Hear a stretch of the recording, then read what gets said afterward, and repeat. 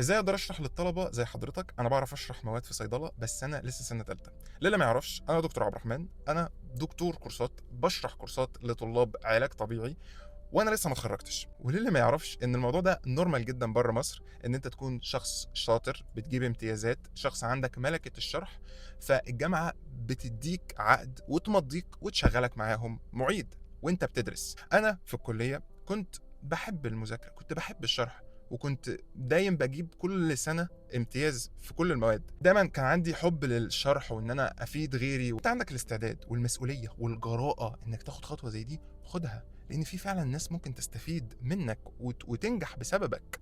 يعني في طلبه كتير يقولوا يا دكتور انا سقطت في الماده دي مرتين، ولما سمعت شرحك انا نجحت فيها.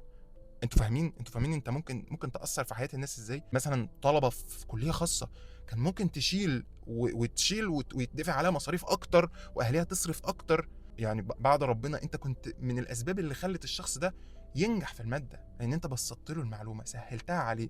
ولما هو يفهم ويحس ان الدنيا بسيطه، انت بتقلل توتره، بتضرب حاجات كتير، في حاجات كتير بتتضرب صح مع الموضوع. يعني انا بقول لك الموضوع ده بره مصر موجود ان لو في طالب شاطر وفعلا معروف عنه التميز، بياخدوه يمضوه، يلا اشتغل معانا. طيب يا دكتور نعمل ايه عشان نبدا؟ الموضوع بسيط، انت هتعمل جروب وتسميه مثلا مدحت كورسز، ايا كان، وهتبدا ان انت تنزل محاضره فري، محاضره تنزلها فري، وتبدا تنشر المحاضره دي وتشوف الفيدباك بتاع الناس.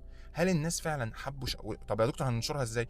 هتروح للادمنز بتوع الجروبات او بتوع الدفعات وتقول لهم خدوا 1000 جنيه اهي ولا 2000 جنيه، انشروا لي المحاضره دي، شعبولوا لي المساله. فاهمين؟ الموضوع بيمشي كده. وبعدها هيبداوا ينشروها، وبعدها الناس تبدا تحب شرحك او تسمع شرحك. ده الدكتور ده شرحه حلو، ويلا ايه المشكله، يلا بينا. هنا هيبدا يجي لك الكلاينت بتاعك.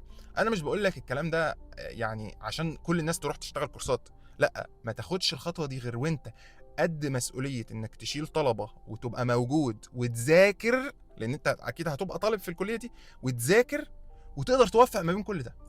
هنا جو اون ممكن فعلا حد يستفاد منك، حد فعلا ينجح بسببك. استنوا هوريكم العده بتاعتي عشان برضو تبقوا عارفين. انا كل اللي انا بستخدمه في شغلي لابتوب ده لابتوب اهو. وعلى فكره مش ده اللي انا بدات بيه، انا بدات بلابتوب احيان عن كان لابتوب تعبان جدا، كان 4 جيجا رام، يعني اي مش عارف اي ايه، يعني اي 3 ولا ما اعرفش. حلو، بس ده لسه جايبه جديد يعني، فاهمين؟